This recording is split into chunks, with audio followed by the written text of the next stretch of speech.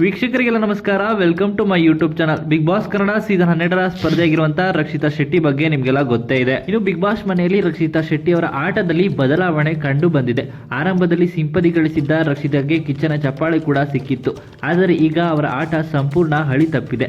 ಮಾಳುಗೆ ಬೆಂಬಲ ನೀಡಿದ ರೀತಿ ವಿಚಿತ್ರ. ನಾಮಿನೇಷನ್ ತಂತ್ರದಿಂದ ರಕ್ಷಿತಾಗೆ ಟೀಕೆಗೆ ಗುರಿಯಾಗಿದ್ದಾರೆ. ಬಿಗ್ ಬಾಸ್ ಸ್ಪರ್ಧಿ ರಕ್ಷಿತಾ ಶೆಟ್ಟಿ ಅವರು ಆರಂಭದಲ್ಲಿ ಎಲ್ಲರಿಗೂ ಇಷ್ಟ ಆಗಿದ್ರು. ಅವರ ಮೇಲೆ ಎಲ್ಲರೂ ಮುಗಿಬಿದ್ದಾಗ ಅವರಿಗೆ ಸಿಂಪತಿ ಸಿಕ್ಕಿತ್ತು.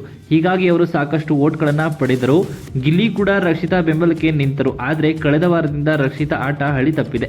ಈ ವಾರ ಮತ್ತಷ್ಟು ಸ್ಪಷ್ಟವಾಗಿ ಕಾಣಿಸ್ತಾ ಇದೆ. ಕಿಚ್ಚನ ಚಪ್ಪಾಳೆಯೇ ರಕ್ಷಿತಾಗೆ ಭಾರವಾಯಿತೆ ಎನ್ನುವ ಪ್ರಶ್ನೆ ಮೂಡಿದೆ. ರಕ್ಷಿತಾ ಶೆಟ್ಟಿ ಅವರು ಕೆಲ ವಾರಗಳ ಹಿಂದೆ ಸುದೀಪ್ ಅವರಿಂದ ಕ್ಲಾಸ್ ತೆಗೆದುಕೊಂಡಿದ್ರು. ಇದಕ್ಕೆ ಕಾರಣ ಅವರು ರಘುವನ್ನ ನಾಮಿನೇಟ್ ಮಾಡುವಾಗ ತೆಗೆದುಕೊಂಡ ಕಾರಣ. ಆ ವಾರ ಸರಿಯಾಗಿ ಕ್ಲಾಸ್ ತೆಗೆದುಕೊಂಡ ಬಳಿಕ ರಕ್ಷಿತಾ ಬದಲಾದರು. ನಂತರದ ವಾರ ಸಂಪೂರ್ಣವಾಗಿ ಸೈಲೆಂಟ್ ಆದರು. ಆ ವಾರ ಯೋಚಿಸಿ ಅವರು ನಿರ್ಧಾರವನ್ನ ತೆಗೆದುಕೊಳ್ತಿದ್ರು. ಈ ಕಾರಣದಿಂದಲೇ ಅವರಿಗೆ ಕಿಚ್ಚನ ಚಪ್ಪಾಳೆ ಕೂಡ ಸಿಕ್ಕಿತ್ತು. ಆದರೆ ಈ ವಾರ ಅವರು ಆಟ ಆಡುವ ಶೈಲಿ, ಮಾತನಾಡುವ ರೀತಿ ಸಂಪೂರ್ಣವಾಗಿ ಬದಲಾಗಿದೆ. 1ರಿಂದ 11ರವರೆಗೆ ಸಂಖ್ಯೆ ನೀಡಿ ಪ್ರತಿ ಸ್ಪರ್ಧೆಯನ್ನ ಅವರವರ ಆಟಕ್ಕೆ ಅನುಸಾರವಾಗಿ ಒಂದು ಸಂಖ್ಯೆಯನ್ನ ಕ್ಯಾಪ್ಟನ್ ಧನುಷ್ ನೀಡಬೇಕಾಗಿತ್ತು.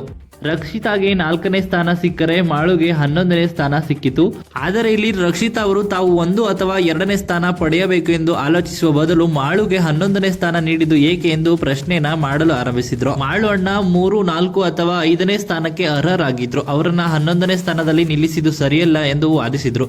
ಇದು ಎಲ್ಲರಿಗೂ ವಿಚಿತ್ರ ಎನಿಸಿದೆ. ಬಿಗ್ ಬಾಸ್ ನಲ್ಲಿ ತಮಗಾಗಿ ಹೋರಾಡಬೇಕು, ಆದರೆ ಮಾಳುಗೋಸ್ಕರ ಅವರು ಯಾಕೆ ಸ್ಟ್ಯಾಂಡ್ ತೆಗೆದುಕೊಂಡ್ರು ಎಂಬುದು ಎಲ್ಲರ ಪ್ರಶ್ನೆಯಾಗಿತ್ತು. ಇನ್ನು ಇಷ್ಟಕ್ಕೆ ನಿಲ್ಲಲಿಲ್ಲ. ನಾಮಿನೇಷನ್ ಸಂದರ್ಭದಲ್ಲಿ ಎಲ್ಲರಿಗೂ ಬೆನ್ನಿಗೆ ಬೆಂಡಿನ ಬಾಕ್ಸ್ ನೀಡಿದರು. ಇದಕ್ಕೆ ಚಾಕು ಚುಚ್ಚಿಕೊಂಡಿರುತ್ತದೆ. ನಾಮಿನೇಷನ್ ಮಾಡುವಾಗ ಚಾಕು ತೆಗೆದು ಬೇರೆಯವರ ಬೆನ್ನಿನ ಬಾಕ್ಸ್ಗೆ ಚುಚ್ಚಬೇಕು. ಯಾರ ಬಳಿ ಕಡಿಮೆ ಚಾಕು ಇರುತ್ತದೆಯೋ ಅವರು ನಾಮಿನೇಷನ್ ಇಂದ ಬಚಾವಾಗುತ್ತಾರೆ. ಈ ವೇಳೆ ರಕ್ಷಿತಾ ಅವರು ತಮ್ಮ ಬೆನ್ನಿನ ಚಾಕುವನ್ನ ಬೇರೆಯವರಿಗೆ ಚುಚ್ಚುವ ಬದಲು ಮಾಳುವರ ಬೆನ್ನಿನ ಚಾಕುವನ್ನ ತೆಗೆದು ಚುಚ್ಚೋಕೆ ಆರಂಭಿಸಿದರು. ಆಪ್ತರು ಎನಿಸಿಕೊಂಡಿದ್ದಂತ ಗಿಲ್ಲಿ ಹಾಗೂ ಕಾವ್ಯ ಅವರನ್ನ ರಕ್ಷಿತಾ ನಾಮಿನೇಟ್ ಮಾಡಿದ್ದಾರೆ. ಇದಕ್ಕೆ ಕೋಪಗೊಂಡಂತ ಕಾವ್ಯ ಅವರು ನಿನ್ನದು ಚೀಪ್ ಗಿಮಿಕ್ ಎಂದು ರಕ್ಷಿತಾ ಮೇಲೆ ಕಾವ್ಯ ಕಿಡಿಕಾರಿದ್ದಾರೆ.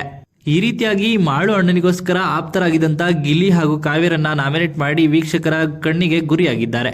ಇನ್ನು ರಕ್ಷಿತಾ ಅವರು ಈ ವಾರ ನಾಮಿನೇಟ್ ಮಾಡಿರುವಂತ ರೀತಿ ಸರಿನಾ ತಪ್ಪಾ ಅಂತ ನಿಮ್ಮ ಅನಿಸಿಕೆಯನ್ನ ಕಮೆಂಟ್ ಮಾಡಿ.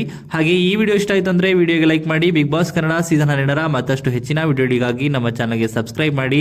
ಇನ್ನು ಬಿಗ್ ಬಾಸ್ ಮನೆಯಲ್ಲಿ ನಿಮ್ಮ ನೆಚ್ಚಿನ ಸ್ಪರ್ಧಿ ಯಾರು ಅಂತ ನಿಮ್ಮ ಅನಿಸಿಕೆಯನ್ನ ಕಮೆಂಟ್ ಮೂಲಕ ಕಮೆಂಟ್ ಮಾಡಿ ತಿಳಿಸಿ.